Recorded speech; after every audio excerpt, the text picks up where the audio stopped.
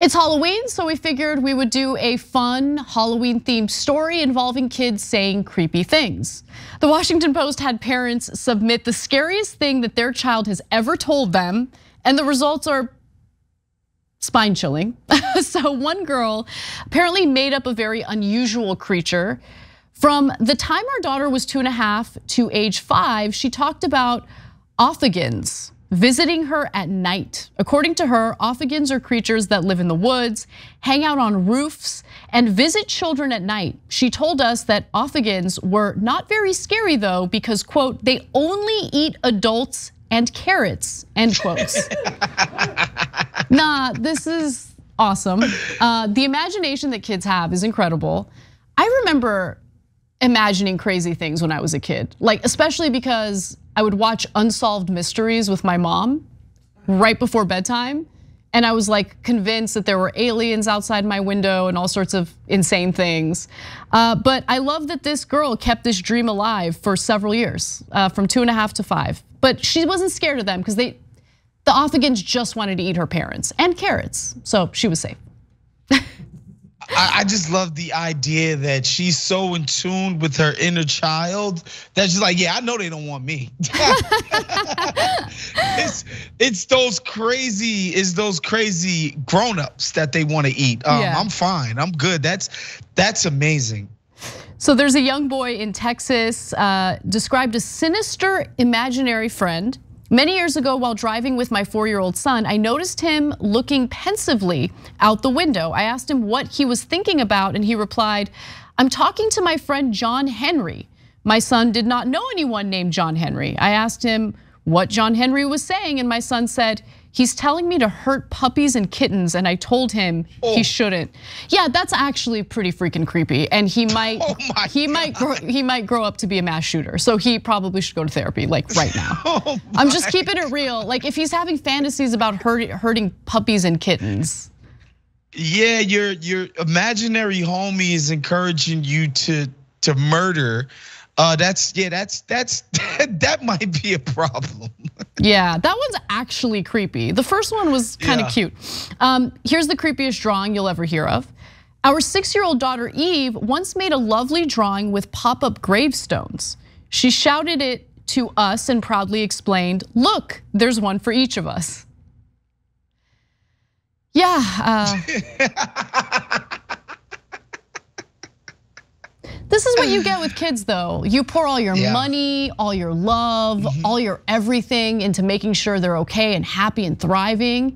And then they fantasize about you dying. Like that's what you get with kids. That's why I don't have any. Kids are the best. A buddy of mine was explaining, he went to his, I guess his kid is finally like kindergarten or preschool. So he went to his first PTA meeting and the teacher was like, yeah, she's great, but like she's kind of slow. And he his heart started racing, but she was just talking about like she takes really long to get up when it's time to go to recess and stuff like that. But like, dude, he was so worried that the teacher was calling his kid an idiot. That was just great. But yeah, that's what kids do for you. Yeah. Heart attacks. Endless heart attacks. But they're also super loving and sweet, and you know, they're very honest. Because they don't really understand what hurt feelings are. They understand when it comes to them and their hurt feelings, but they don't understand that their statements and comments can hurt people's feelings. Like my mom recently got like she got her hair did. Just, I don't know what it's called, but it's now completely straight. I think it's like a Brazilian blowout. Yeah, look at Edwin knowing what a Brazilian blowout is. Look at you. Anyway, my niece saw her hair and was like, "Did you get a haircut?" And my mom's like, "No, I just changed it a little bit." And she's like, "Do you like it?" And my niece is like, "No, I don't like it at all." It's like just honesty, straight up. It's amazing. Yeah. Don't ask kids about your insecurities. Like, don't do it, because again, they don't understand the accepted social norms where, you know, it's a nice thing to tell some white lies every now and again. Like, no, you look nice. Like, you're not fat. And kids will call you fat, by the way. Oh, 100%. They will call you fat in a heartbeat. Yeah, they haven't learned that muscle yet. Not yet, not yet. One kid from Connecticut described sinister memories of another family. When my son was 3 or 4 years old, he used to tell us about his other mom and dad. Oh, dude, Barbara, your husband's cheating on you. You should probably look into that. He had one sibling like he does now. The comments would come up at random times, walking through a local fair or while we were eating dinner. But once we were driving through a new town, and as we passed a building, he pointed at it and said, "We all died in a fire in a building that looks like that one."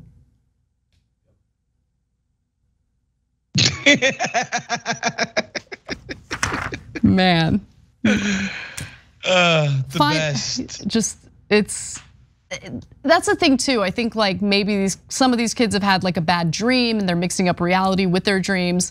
There's also a chilling story of a young girl who somehow knew the impossible. So a woman writes in, Gail, she says, "My husband and his family grew up in the neighborhood where we currently live with our teenage daughter. One day when she was in kindergarten, we were waiting at a bus stop down the street from our home, and she looked up at me and told me she wanted to go to her other house.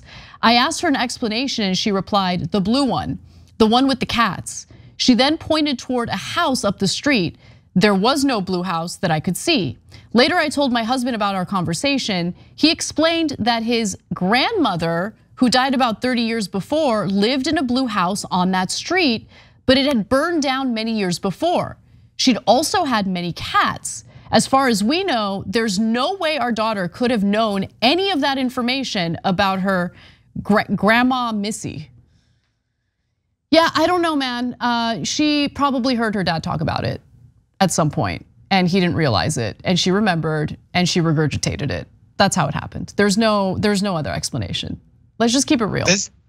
This is some unsolved mystery stuff. Do you ever watch unsolved mysteries back in the days? Of course, it gave me nightmares. Absolutely. Scared the living daylights out of me, and I still watched it every single time. Me too. They have new episodes on Netflix that, like an idiot last week, I was in the habit of like when NBA games would end around like 9:30, I would just turn that on until I fell asleep. Yeah, I didn't get a lot of sleep last week. My God.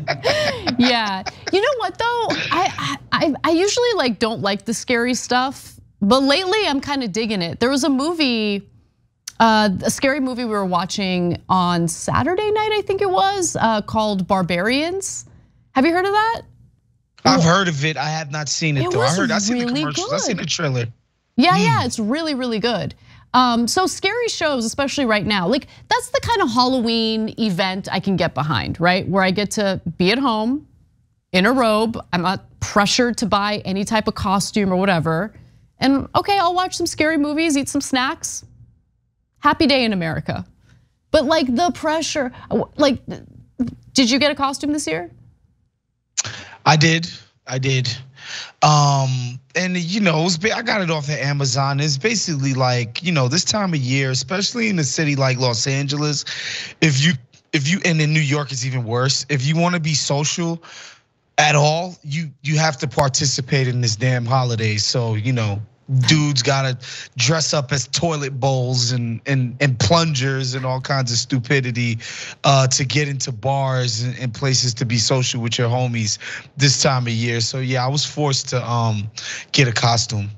Well, Sarah Palin did say one really smart thing, which was thanks but no thanks. So yeah, no, I like to be social. Whatever, I'll get by, but doesn't mean I have to like having to go get a costume. It's a pain in the ass. I hate it. And I don't like being creative with costumes either. Exactly. Yeah. And people was like, like they'll do these like mashups where it's like I'm Tommy Lee but Tommy Pickles, and I'm just like, bro, my brain don't work like that. I can't come up with cutesy, ironic Halloween costume. It's just not gonna happen. I'll just dress up as Dracula and keep it pushing. You know what I mean?